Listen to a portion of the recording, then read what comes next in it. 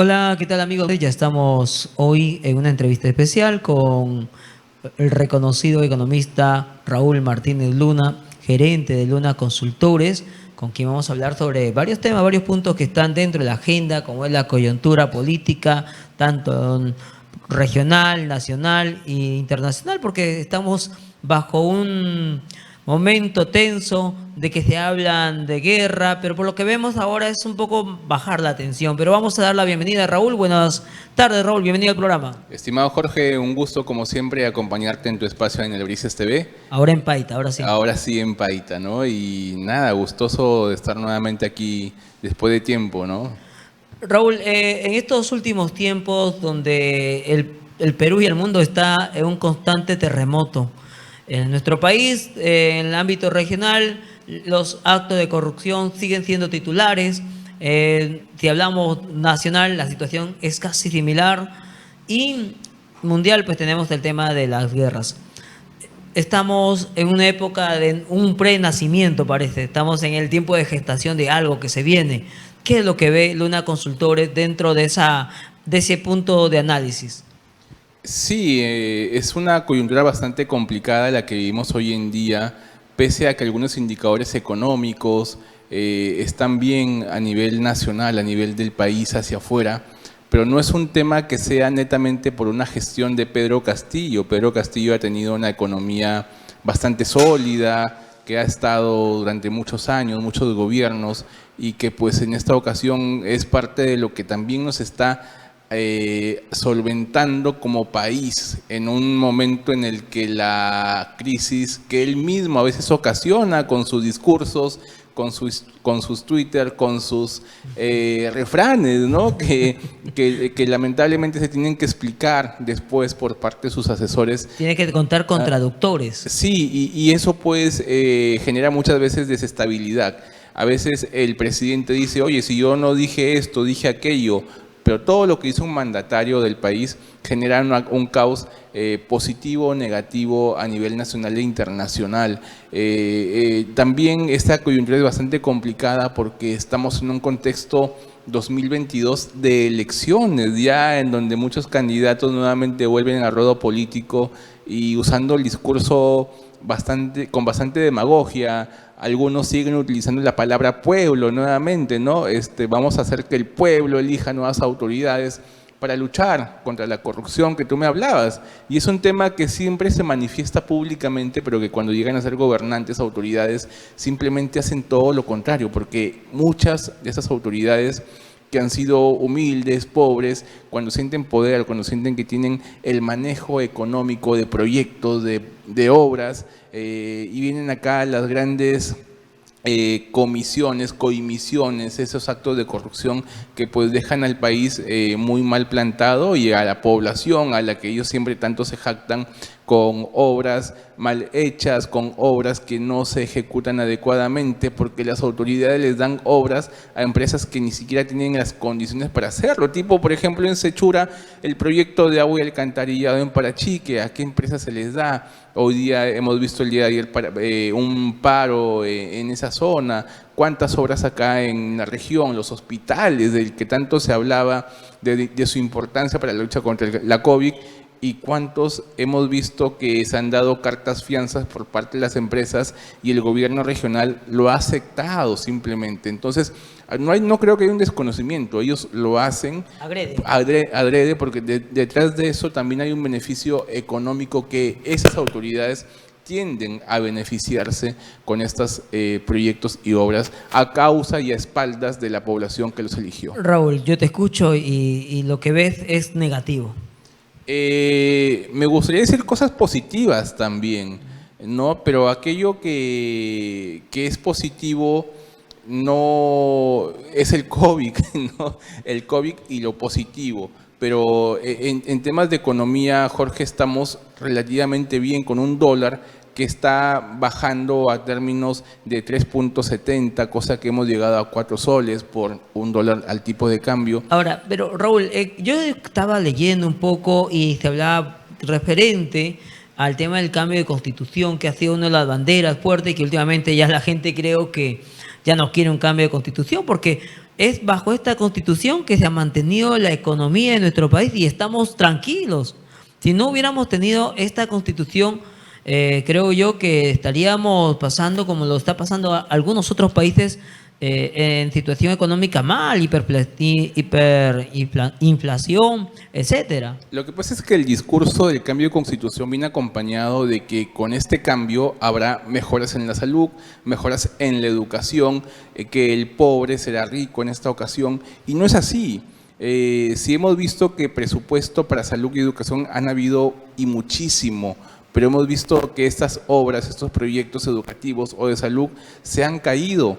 No es por un tema de constitución, es por un tema de gestión y de falta de capacidad de sus autoridades locales y regionales, porque ellos son también quienes manejan esos presupuestos.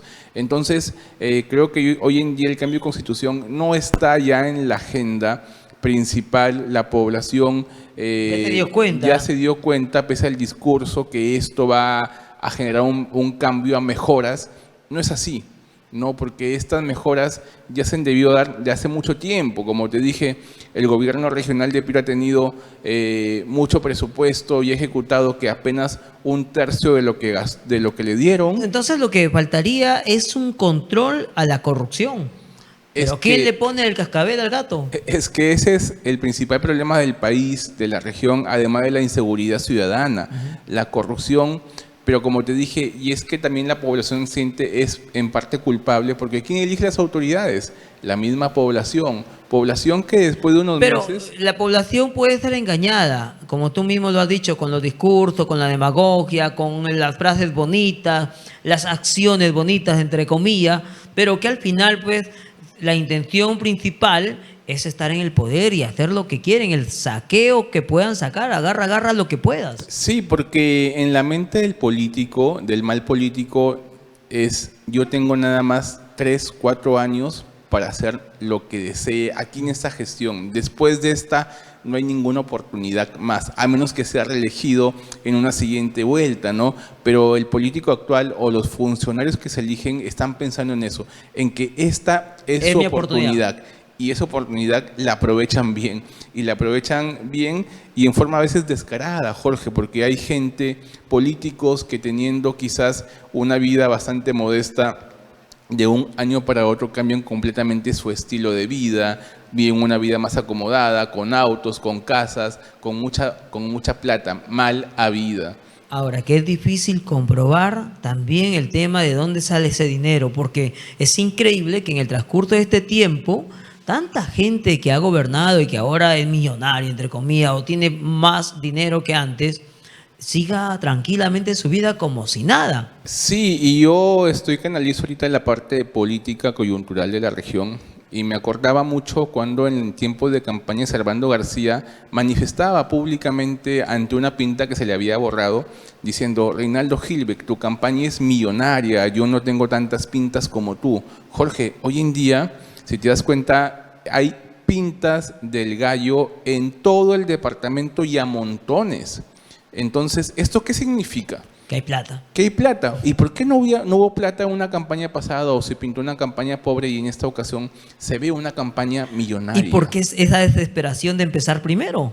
Exactamente, ¿no? Entonces, es porque esa desesperación se da porque el gobierno ya se está acabando y ellos desean continuidad. Si no es en el gobierno regional, en alguna municipalidad provincial o local, y están en ese sentido haciendo una campaña bastante, yo creo, fuerte económicamente.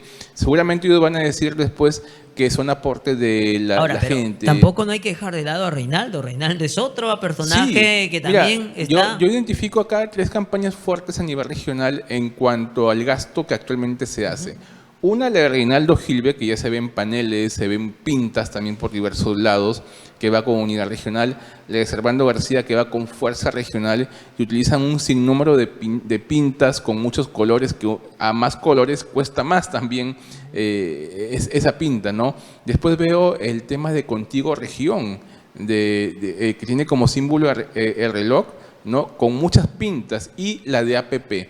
Estas 4 ¿no?, que es la última de Acuña, son las que tienen un gasto bastante significativo, pero que tú te das cuenta que acabando la campaña, ellos rinden su manifestación de cuánto han gastado y ponen, he gastado 5.000 o 10.000 o 20.000 soles. O no, dice que son amigos, que son gente Así que es. apoya y que creen en ellos. Así es, entonces si yo nada más saco cálculos y digo, bueno, acá hay 100 pintas, cada pinta que esté supongamos si está a 10 soles son 10.000, si está a 100, ¿cuánto esto se gasta y cuánto es lo que se reporta ante el Jurado Nacional de Elecciones, ante la OMPE? Se reporta muchísimo menos y la población la siguen cogiendo de tontita.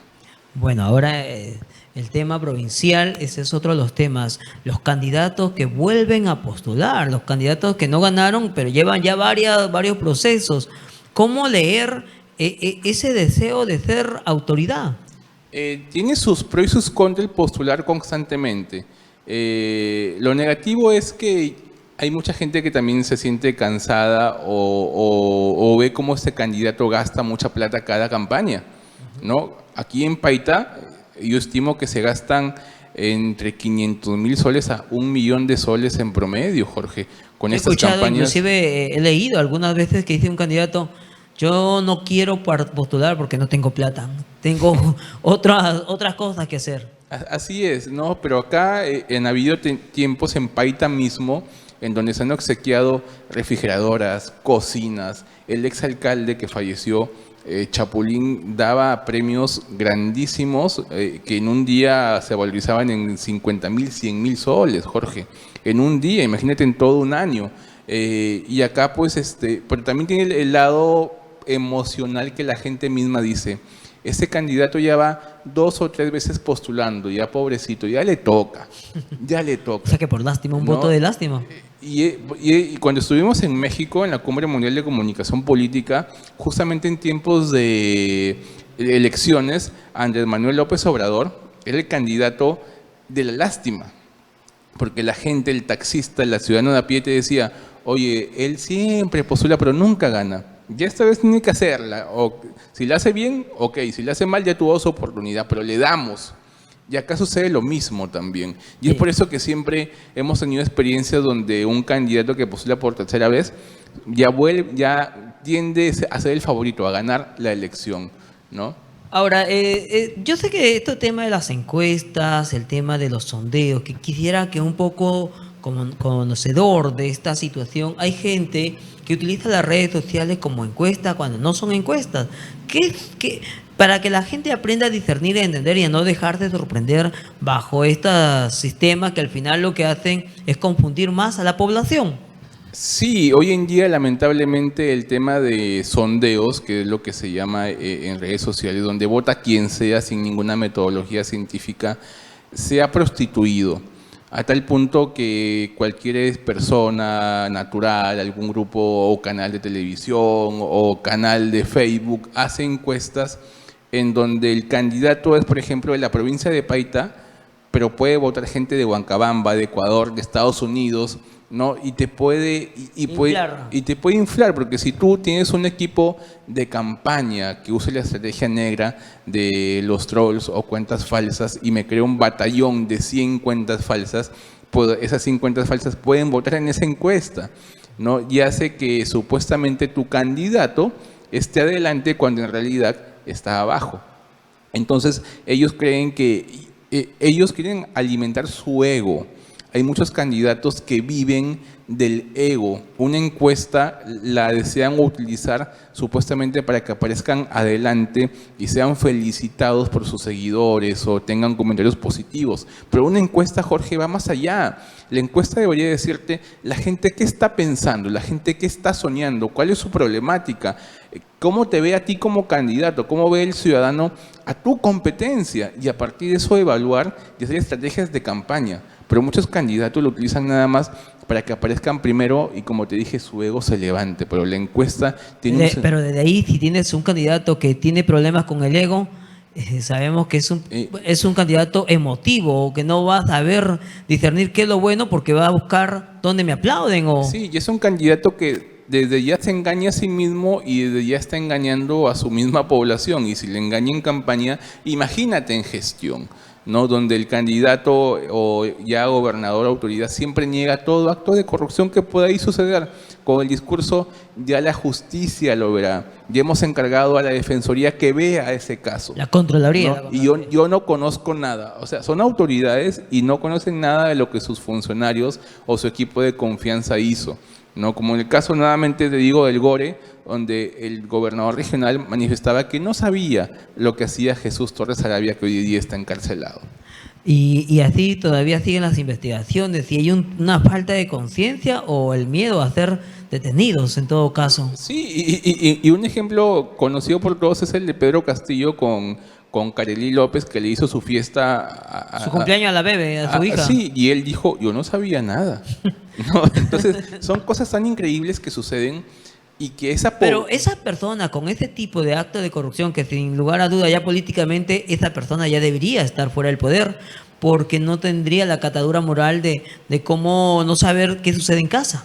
Sí, eso es lo que supuestamente desearíamos, es lo que el peruano desea, pero lo que sucede en la realidad es diferente. Ya hoy en día todo el mundo se olvidó que Karely López hizo esa fiesta, ya se cambia de temas, se van creando cortinas de humo Para olvidar. que también son estrategias de comunicación hoy en día en la política. Si hoy Jorge Soraluz es candidato e hizo algo negativo, tú puedes decir a tu equipo de campaña que cree noticias diferentes para que la Tiende a gente olvidarse. así es, tiende a olvidarse y tienda su mirada hacia otra noticia y te deje a ti en paz, ¿no?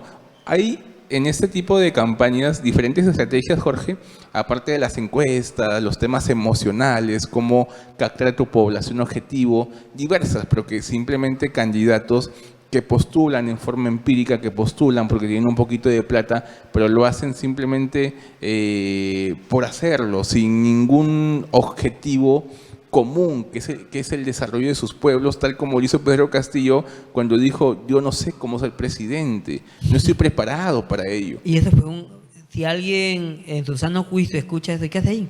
Sí, y entonces es cuando la población se tiene que cuestionar que no es que el candidato implemente un discurso del pobrecito, de la víctima, de que yo tengo las ganas de ser autoridad, que evalúe sus capacidades técnicas también y que los candidatos de una u otra forma nos muestren sus equipos técnicos. ¿Quién te acompaña en tu campaña? Hace poco he estado entrevistando a alguno de los candidatos, le preguntaba, ¿a quién pretendes tú poner de gerente? Todavía no sé, voy a ver. Entonces, desde ahí ya muestra un tema de aventura política, porque no sabe qué va a hacer, no sabe con qué gente puede contar o poner algunos nombres, ¿no? Sí, y eso me gustaría que la población lo capte bastante a quién dice este discurso, porque este discurso ya es conocido y hemos visto las consecuencias que suceden tras discursos demagógicos, sin equipos técnicos, porque ¿quién es el principal o la principal víctima de todo esto? Es la misma población, donde vemos que sus ciudades, sus provincias, sus pueblos están con pistas en mal estado, con inseguridad ciudadana bastante alta, con aquello que han prometido y que hoy no cumplen. ¿Y qué pasa con esos candidatos que prometen y no cumplen? ¿Deberíamos castigarlos también? ¿Deberíamos implementar una norma en la que el candidato que no cumpla al menos el 80% de sus promesas sea castigado, sea sancionado? ¿Se vendió el avión presidencial? Hay gente que ha ingresado a la universidad en forma libre, ¿no? El Palacio de Gobierno hoy en día es un museo de cultura, por ejemplo, te digo. Claro, y si seguimos la lista es interminable, porque cada día promete cosas que uno se queda sorprendido. Por ejemplo, hoy día ha dicho que va a sacar a los que están en Ucrania, a los peruanos que están en Ucrania y están cerrados los aeropuertos. Sí, y además los espacios comerciales aéreos están bastante complicados, ¿no? Entonces, creo que a veces es importante que se analice la forma en cómo se comunica cuando ya se es gobierno. Una cosa es comunicación como candidato en promesas y una cosa es comunicación de gobierno con acciones concretas, pero que se hagan en forma adecuada, no decir por decir cuando tienes todo el espacio aéreo, ¿no? Como si fuera tuyo. Así es. Estaba escuchando una entrevista que le hizo Pedro Salinas a Tudela referente a la situación que vive Rusia y Estados Unidos, que es un enfrentamiento de años, y él hablaba sobre la OTAN, que es una organización que intenta volver como ser parte de Estados Unidos, ¿no? Y Rusia tiene pues el Foro de San Paulo, que es el que lo impulsa, lo mueve económicamente para que América tenga espacios a Rusia y pueda instalarse como lo hace Estados Unidos a través de la OTAN y otros organismos, ¿no? Entonces, bajo esta línea que uno va escuchando, va entendiendo por qué tanto dinero mueve el Foro de San Paulo, por cuántos políticos se están metiendo, la izquierda está cambiando porque hay una gran inversión detrás de eso. Sí, los intereses mundiales por captar a países que tienen potencialidades como Perú, Ucrania, ¿no? Son bastante grandes. Y ahí se ve también un poco el tema de que ahorita, por ejemplo, se especulaba de que con esta guerra, ¿no? La economía peruana iba a tener algunos impactos negativos. Pero acá hay que evaluar diferentes cosas, ¿no? Por ejemplo, el Perú, ¿hacia dónde exporta sus productos? Mayormente es a Estados Unidos, Francia, Europa, no a Ucrania, no a Rusia, ¿no? Los que se ven afectados ahorita en sus economías son países que exportan o compran productos hacia Rusia, por ejemplo. Sin embargo, hay posiciones de las autoridades como Pedro Castillo que no dejan claras su posición frente a Rusia, frente a Cuba, frente a Venezuela, ¿no? Frente a la dictadura que estamos. Así es, y lo ven como actos normal, actos de justicia, pensamientos que son muy diferentes a lo que el país piensa como tal. Bien, entonces Raúl, este tema de las dictaduras también nos da una muestra qué tipo de candidato, o qué tipo de presidente tenemos, porque prácticamente es un presidente que en cualquier momento nos puede traicionar. Es una palabra dura la que tú comentas, pero que el presidente que tenemos actualmente no sabemos si hoy día hace una cosa y al día siguiente la puede cambiar, si hoy día el mar es peruano y al día siguiente decide que el mar sea boliviano. Hay tantas cosas que el Perú también podría hacer por decisiones políticas, por decisiones mal tomadas que dejarían al Perú mal parado, como te digo. Tenemos un presidente con poca capacidad de decisión, con poca capacidad de liderazgo y lamentablemente, como te dije, Jorge, esto es lo que el Perú decidió y eso es lo que el Perú, como su población, nos lleva un poco a repensar que este es un año nuevamente electoral y que la elección debe ser por parte del ciudadano bien informada, cosa que lamentablemente hasta el día de hoy no se ve. El ciudadano no se informa.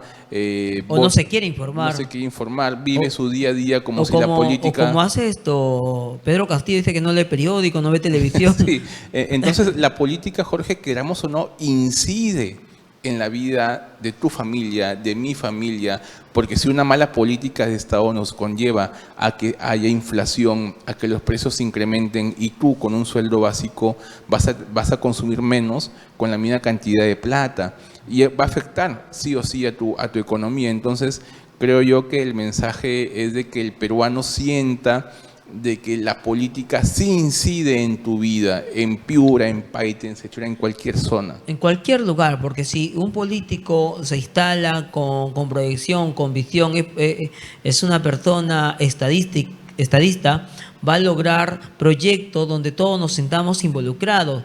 Pero si ponemos un aventurero, una persona que recién va a aprender, estamos postergando y castigando nuestro futuro de la peor forma, porque el tiempo no regresa. Y eso es lo que tenemos que decirle a la población.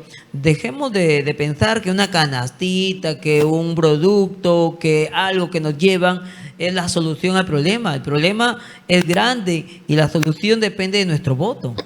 Sí, depende de nuestro voto, pero si pensamos siempre en forma egoísta de que si gana el candidato X yo me beneficio con un trabajito, o el candidato Y me dio una canasta, o el candidato Z apoyó a mi familia cuando mi papá se murió, pensando egoístamente y dar su voto por ese momento nada más, puede dejar empeñado a toda una economía regional, nacional y tener décadas perdidas, tiempos perdidos, Jorge. Como te dije, presupuesto del Perú tiene muchísimo, pero si esto no se ejecuta adecuadamente, el pueblo donde tú vives va a ser el menos beneficiado con la autoridad que tú elegiste.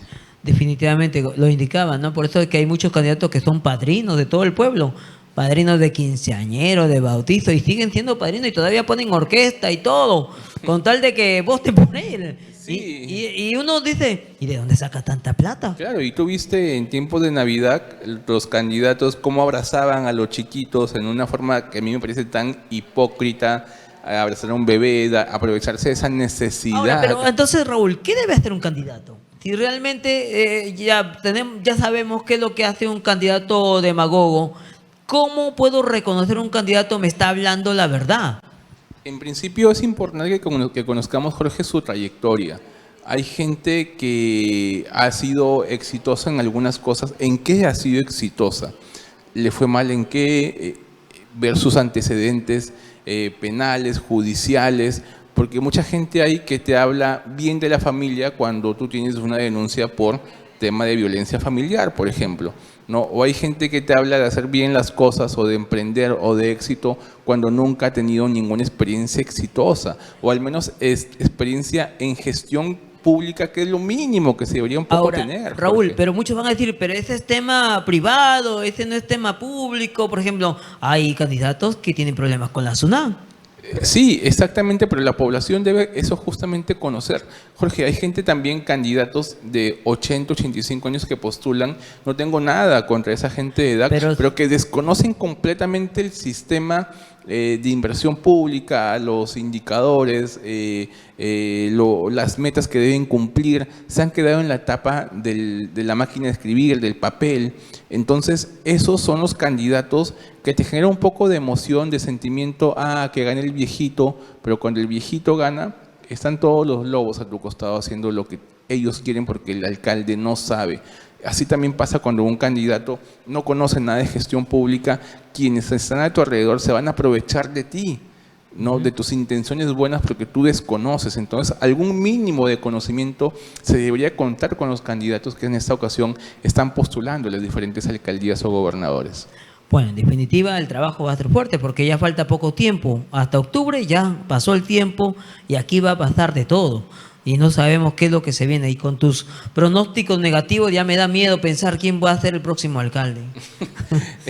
Aquí en Paita, en Sechura, en Piura, ya están los candidatos de siempre, los candidatos nuevos, los candidatos que en la última elección dijeron, oye, por poco me quedé, o por un pelito no he ganado y esta vez voy a intentarlo, ¿no? Pero ahorita es momento, Jorge, de que la población misma también ya empiece a sentir que es su derecho, su oportunidad de elegir adecuadamente, ¿no? Y en ese sentido hagamos esos votos para que la población se informe, y espacios como este, Jorge, es importante para que la población sepa quién es cada quien. Raúl, la economía en el norte, aquí, sobre todo en la región, ¿cómo está? ¿Qué es lo bueno, qué es lo malo?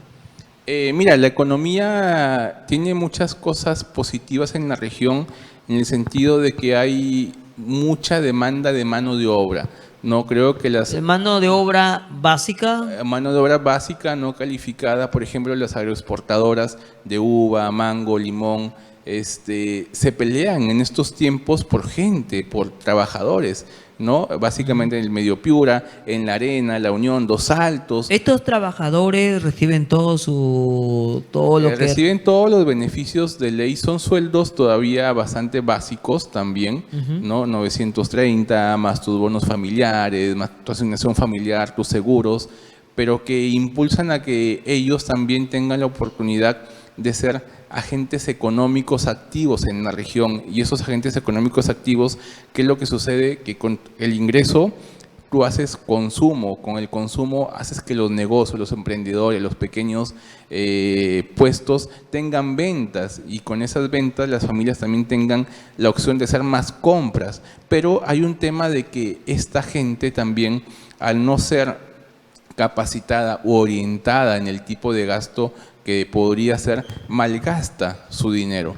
Y es por eso que gente, familias o hombres del hogar, de la pesca, del campo, a veces invierten mucho más en sus vicios personales, en sus gastos personales, en tomar y en gastos vacíos, ¿no? Y el tema, y se está dejando un poco de lado el invertir, el ahorrar, cosa que podría darnos una mejor dinámica económica regional. Raúl, yo no es- yo estoy en contra de todo esto que es los vicios, pero hay que aceptar que es una realidad.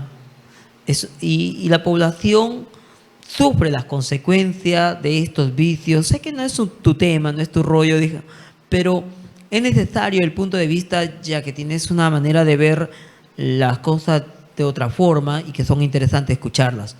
El tema de las zonas rojas, ¿son necesarias hoy? Las zonas, Ajá. las zonas rosas. Sí. Bien, depende de cómo se ve una zona rosa, Jorge. En México la zona rosa, por ejemplo, era una zona donde habían bares, cantinas, ¿no? Acá puede denominarse una zona donde la prostitución formal se pueda dar, ¿no? Depende de también cómo la veas, pero si eso en el mundo de los negocios te da clientelas, te da consumo, cualquier emprendedor o negocio lo podría Lo que poner. quiero decir es, por ejemplo, porque nosotros recibimos denuncias todos los días de las cantinas. La municipalidad va, cierra, al otro día vuelve a abrir, le quitan todos los muebles, fierro, todo lo que tenga esa cantina, a los siguientes días vuelve a abrir o a la semana vuelve a abrir, es reincidente. No hay leyes que protejan a la ciudadanía en realidad en ese punto, o no se quiere ver. Y entonces uno se pregunta hasta cuándo tenemos que convivir con este tipo de personas, porque los que van ahí, luego variados sacan armas, hay muertos, hay heridos, familias que no pueden salir de su Sí, barrio. sí, las consecuencias sociales se viven, ¿no? Y esto va ligado también mucho a la economía porque el tema de bares clandestinos te genera que mucha gente salga borracha, que se generen accidentes, que se genere delincuencia. Y esto afecta la mala imagen de tu ciudad. Por ejemplo, Paita, ¿cómo es vista? Paita quizás sea vista por mucha gente como la zona pesquera, la zona del puerto, pero también hay gente que la ve como la zona de la delincuencia, la zona donde hay muchos bares, la zona donde el pescador llega de trabajar y se va a las cantinas a gastar su plata. Entonces, ¿qué imagen queremos dar también como provincia, como marca ciudad Paita ante la población? Y eso un poco también las autoridades debemos ver, debemos cuidar esa imagen, ¿no? Es que no hay estadistas, pues no hay un espacio para estas personas. ¿Qué le queda? ¿Qué lugar tienen la gente pescadora para ir con la familia aquí en Paita? No hay esos espacios y si los hay son muy reducidos o Sí, pocos. por eso es que se está impulsando hoy en día a nivel local y a nivel nacional e internacional lo que es las marcas ciudad, ¿no? La identidad de la ciudad, los sitios que los mismos municipios recomiendan al turista, a la gente que viene de afuera. Este restaurante tiene la marca Ciudad Paita, este restaurante es el indicado para ti, que ellos mismos promuevan también los restaurantes o sitios turísticos donde la gente podría visitar y un poco verían que los informales se podrían pegar a esta normativa, a esta marca Ciudad que se puede promover de manera local para que ellos sientan que pueden ganar siendo formales porque van a tener promoción, publicidad, va a ser reconocida localmente, ¿no? Y eso es bastante importante, Jorge. Importante. Bien, Raúl, el tiempo pasa volando. Creo que ha sido interesante la entrevista. ¿Van a venir a encuestas? ¿Cuándo se vienen? Sí, es una pregunta que constantemente me hacen, Jorge. ¿Quiénes te hacen esta pregunta? ¿Los candidatos? Candidatos en las redes sociales, los medios de comunicación también. Sin embargo, lo que le decimos es que estamos esperando a que se den ya las candidaturas oficiales. Hoy en día estamos especulando que el candidato X va y dentro de un partido hay dos candidatos peleándose, quién va, no va. Y también aparte que estamos dejando que pase un poco esa fiebre de los sondeos de redes sociales que están lamentablemente manipulando mucho a la gente. No queremos caer en ese juego y estamos pensando ya en fechas que en mayo, junio, ya un poco unos meses antes de elección, empecemos con estos estudios de opinión y ser publicados en los diversos medios de comunicación. Recomendación final para el público que nos está viendo en este momento. La recomendación final es de que comprendamos que ese es un año electoral, un año de cambios, un año de decisiones, donde el pueblo verdadero no tiene que ser manipulado, Jorge. El pueblo como tal, que es la gran mayoría de peruanos, de piranos, de paiteños, debe ser inteligente en sus decisiones, porque su decisión puede cambiar positiva o negativamente la realidad que hoy en día vive como ciudadano, como familia y como comunidad. Ok, muchas gracias, Raúl. Vamos a estar al tanto y seguramente ya con las novedades que se vienen en el tema político, tocaremos y conversaremos atentamente. Sí, muy agradecido y un gusto estar acá en tu espacio, Jorge. Muchas gracias.